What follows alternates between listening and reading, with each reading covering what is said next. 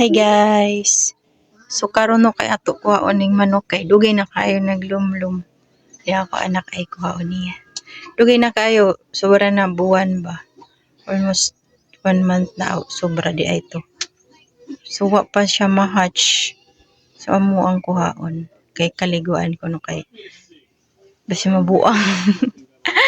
Sige go. Hinay. Ay. Naglumlum siya kay kaliguan. Naya ang nest niya. Nayla ha. Hindi na ni kaayo wa paghihapon mag-hatch. Brabulan na.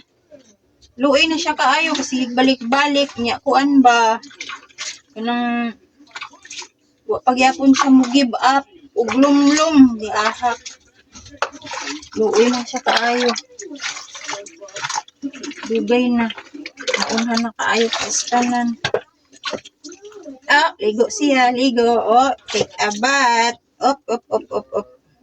Take a bath. Oh, no. Take a bath ka.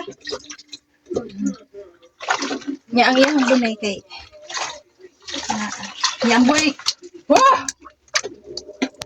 Makaligo. Oy! Pati iyang wings. Ulan kayo. Pati mo singit-singit. Ligo. Lug-lug na lagad. Ligo. Ah, Ugaon. okay. Nakakaligo na siya. So, kani siya ang iyang bunay kay ilabay ko na kay bugok na daw ko no. Maara to, thank you.